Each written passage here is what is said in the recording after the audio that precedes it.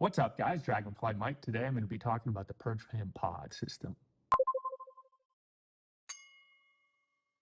Special thanks to Purjfam Pod for sending this my way. Now, I do have a more detailed breakdown review of this system on my archive.org page that can be found on my link tree in my profile. There are three things I kind of broke down from that review to do in the video. And the first one is how unique the design is. As you guys can see, this is a stemless hookah. Another really interesting, unique aspect to this hookah is that intake door. What happens is you can remove that intake door, as there are two that come with it. You see how easy that was. And then there's also this, which allows you to kind of change the draw and mix it up and kind of create a really cool user experience with this hookah. There's a lot of science in this hookah and a lot of thought has been put into this, but it's so easy to set up and tape down. And it's literally, and you're ready to go. The hose port on this is very different, and that actually was an initial concern of mine.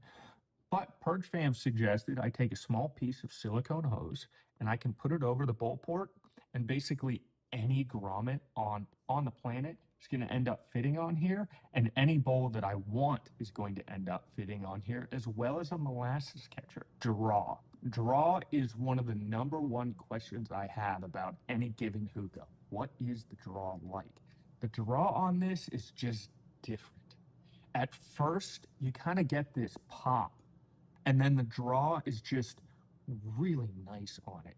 It's a unique draw because of that initial to it, but once you get past that, it's a pretty neutral draw. What's nice about those intake doors is changing them up and mixing and matching the different parts allows you to find a draw that you're most comfortable with. The last thing I want to talk about is the durability and construction of this thing. This actually has some nice weight to it. It feels good. It's easy to move around. And also, this thing is a tank.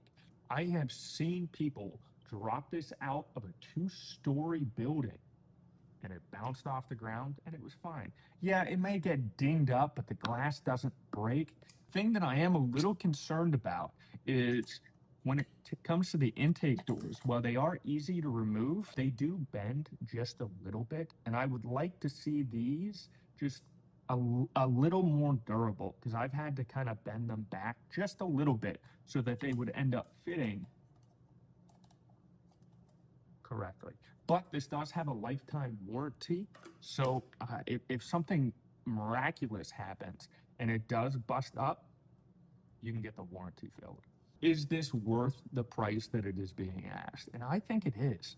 When I first initially reviewed this, I was looking at it as a travel hookah, but I don't think it's fair to compare this to a travel hookah because I think it smokes like a big hookah.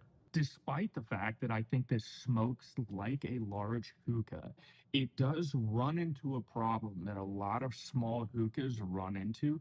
Even when you add ice to the base or to the water, I still feel like about 45 minutes into the session, the water warms and it changes kind of the dynamic of what you're smoking. The flavor, the experience, and the texture of the clouds does kind of change on you, but not so much that I just stopped smoking. It's something that I notice, but it isn't so substantial that I don't want to use this. So this is kind of like, it has its own space within the hookahs. It's a great travel hookah, but it actually smokes really well when you're just sitting at your desk smoking.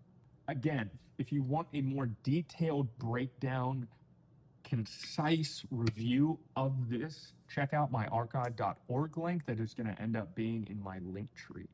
But I think that's all I got, guys, and thanks for watching. Peace out.